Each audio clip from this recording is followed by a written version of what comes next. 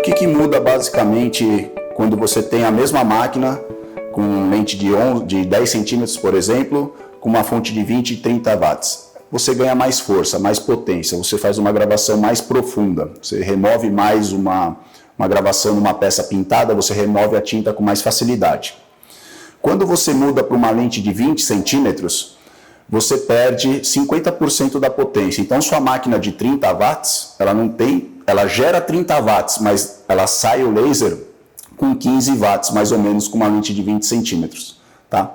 Então, uma máquina com uma lente de 20 watts, de 20 centímetros, a máquina de 30 watts com a lente de 20 centímetros e a máquina de 20 watts com uma lente de 10 centímetros, a de 20 acaba sendo mais forte do que a de 30. Então, essas diferenças de uma máquina para outra.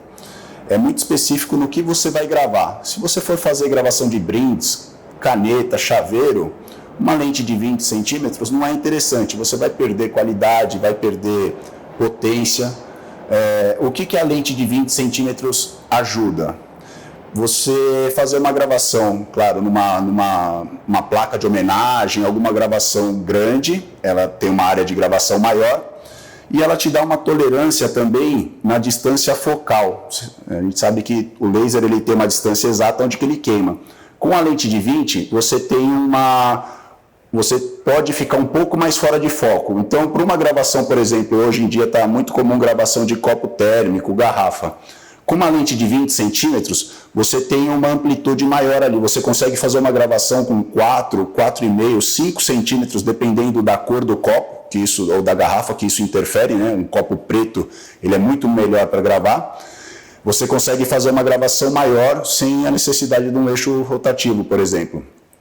Com a lente de 11, você fica limitado ali mais ou menos com mais ou menos 3 centímetros na área de gravação com uma peça cilíndrica, num copo. Em contrapartida, quando você for fazer uma gravação numa placa de inox, uma peça plana, a sua lente de 20 vai perder potência. Então, numa peça plana, a máquina de 20 watts com uma lente de 10 centímetros, ela vai ter mais força, ela vai fazer uma gravação mais escura.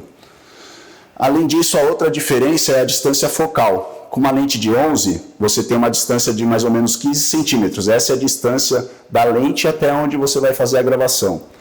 Com a lente de 20, esse foco já muda para mais ou menos 35 centímetros de distância focal. Então, por isso até a diferença da torre. Uma torre maior, a gente coloca na máquina quando é a lente de 20, uma torre um pouco menor para quando é a lente de 10 centímetros. Basicamente é isso. Então, tem que ver muito bem o que vai ser gravado para escolher bem a máquina e o tipo de lente na hora de fazer a compra.